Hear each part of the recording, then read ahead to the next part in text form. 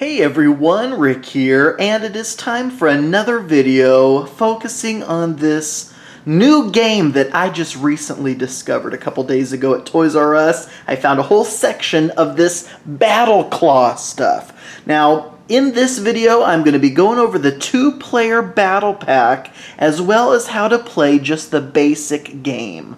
But don't fret, in the future I will do reviews on some of the other products, including the tournament pack, which introduces the advanced rules. But for the basic gameplay, let's take a look. So what all comes in the two-player battle pack? If you're like me and you kind of want to collect everything there is, you don't need to worry with these two-player battle packs because they are all the same. They're going to have the same composition of these battle claws, the beast cards, and the Jinlins, the little figurines that come in here. So let's take a closer look at what we've got. Of course, we do have a two-player starter set already to go here, and the first thing that caught my eye when I found BattleClaw were these little figurines. So they are going to come currently in 7 different sculpts and in 6 different colors. Now the colors represent elements,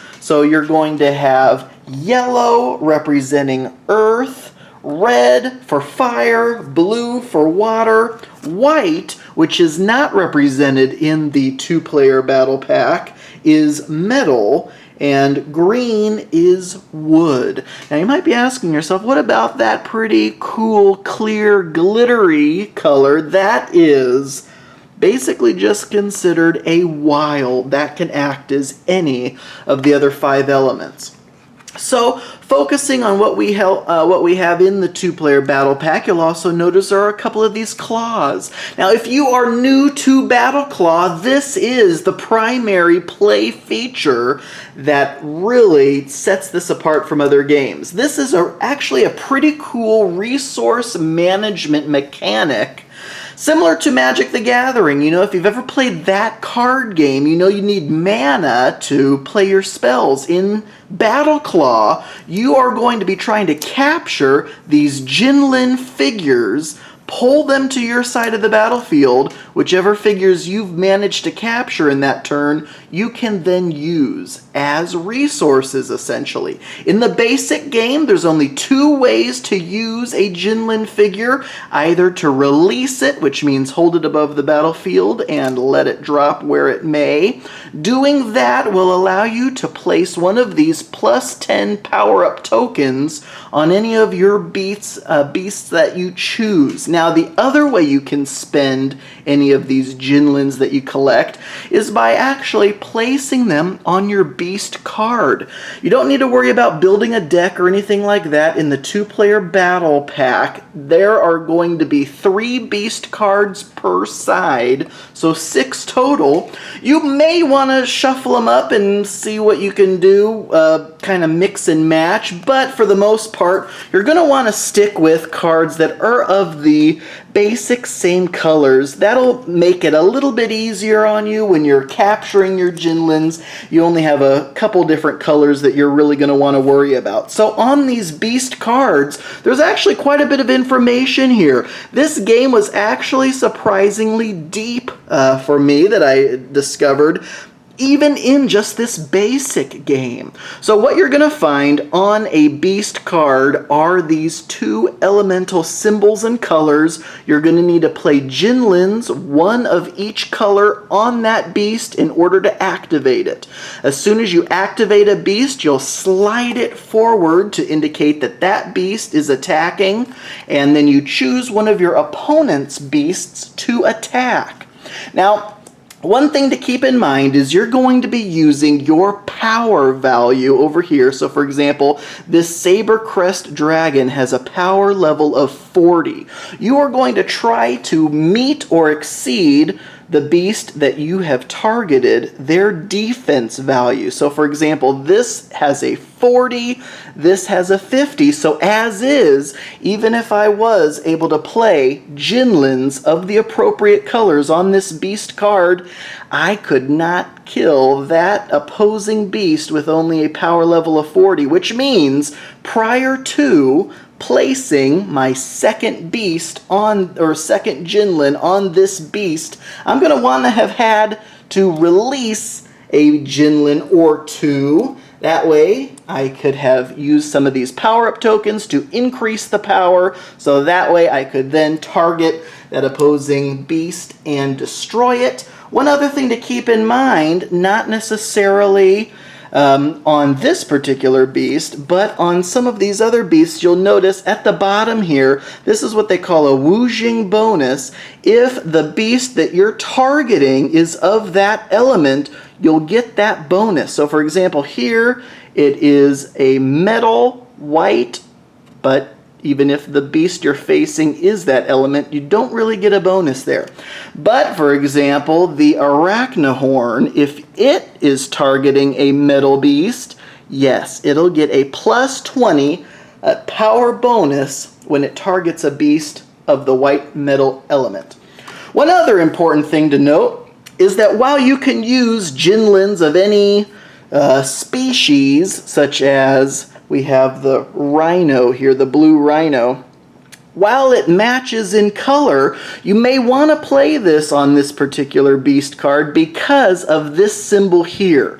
Now what that means is if one of the two Jinlins that you've played on this card matches that sculpt, you activate whatever ability is right here. So for example, if I had played a red scorpion and a blue rhino on this card, as soon as I play that second Jinlin, that beast comes to life and I choose a target to attack. But also because I played a blue rhino on it, that ability gets activated, that adds plus 10, and then all of a sudden this Toxapod that I had been targeting earlier, defense of 50, this is 40, now plus 10, that is also 50, that meets the defense value of my opposing beast, so that would then destroy it. You just turn the beast face down in front of you. As soon as you are able to defeat all three of your opponent's beasts, you win the game. Now that's just the basic game. You'll also notice there's some of these cards out here that come in the game. These are just boundary markers, so your battlefield boundary, as I mentioned, you are going to be sliding these claws toward the Jinlins, and whichever ones you capture, you have to be able to actually drag back across your side of the battlefield. So for example, you gotta be a little ways away when you're actually sliding your claw. So for example, you're going to want to have it in the open position, which you just push this little button in the back, that'll open the claw, you place it down, you slide it toward the Jinlins, then you pull on the string and you slide the claw back towards you. In this case, I have now crossed the boundary. What did I get? I got a fire red scorpion that I can now use to play either on one of the beast cards that require a red Jinlin, or I can release it back in the wild to add a plus 10 power token to one of my beasts. So that is essentially the game. You're going to be going back and forth. If on your turn you manage to come away with nothing, it simply ends your turn and the opponent goes. Now folks, if you've seen my last video on BattleClaw, I was really pretty struck by this. Mainly because I love the fact that these creatures you're trying to capture effectively work as resources, elemental resources that you're going to be using to power your beast. So instead of other card games where you're going to actually be playing resource cards to power your stuff, you're actually going out there with a dexterity element to try to capture some of these.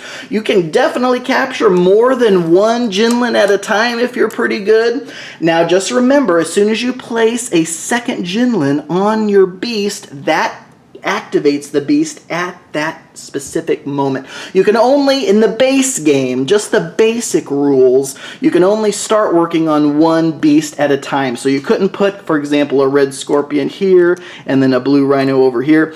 Any Jinlins that you place on a beast have to go on the beast that you have already begun placing on. And remember, the colors of the Jinlins have to match the colors of the beast requirement. And as soon as you successfully attack with one of your beasts and it comes back to you tapped, you can untap it by placing the appropriate colored Jinlins back on there. Doing so simply releases those used Jinlins, and then that untaps, and then that beast can be used again in the future.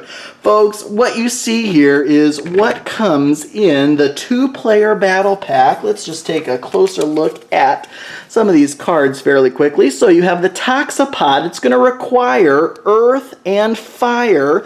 If you do place a Jinlin on it with the snake sculpt, you activate this ability, which is on their next shot, your opponent must use the hand of your choice to shoot the claw toward the pile. So these different abilities are going to affect the game in different ways. You also have the Clawed Maw, which requires wood and fire. If you place a scorpion sculpt on it, you can swap the location of any 2 Jinlins out on the field. When you first set up the game and you place these Jinlins in a pile here, you and your opponent, the first thing you do is shoot your claws at the pile to kind of break it up a little bit.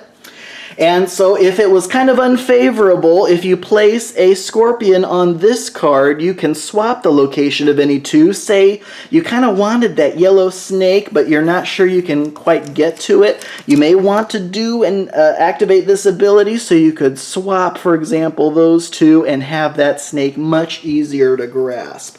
Now, whenever you see an ability with a reddish-orange arrow on it, that just means it's a one-time ability. So as soon as you place a scorpion on this card, that ability triggers. Now, if you place a second scorpion on the card, that ability will trigger again. But some of these abilities, like this one with the blue circle around it, that's just a constant ability. So when you play the Tower Tail Spider, if one of the Jinlins you place on it is a scorpion, then it gets a permanent +20 attack bonus. So that's fantastic. We saw the Sabercrest Dragon earlier. We also have the Arachnahorn. Whenever one of your opponent's beasts taps, which means it has finished an attack, you get to add +10 power to this beast. So that's pretty cool. And finally, the Tentragon. As soon as you place a squid sculpt Jinlin on this card, this beast will get a +10 defense value for each of your opponent's defeated beasts, and a +10 power-up value for each of your defeated beasts. And that's rare. So far, I haven't come across too many abilities or cards that actually increase your beast's defense value, so that's pretty cool. Those are the 6 beast cards that you get in the 2-player battle pack. Again, you can mix and match them however you want, but it might be best to stick with 3 elements at a time. So for example, this is fire, wood, and earth. You could do that.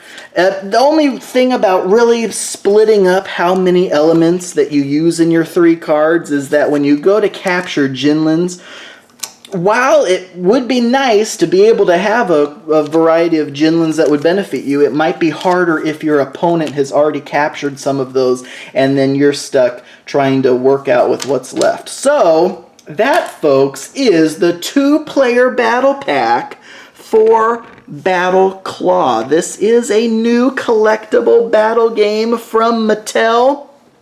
Thank you folks so much for watching. I do truly appreciate it. Keep a lookout for future BattleClaw videos. Tell me what you want to see in the comments below, and until next time.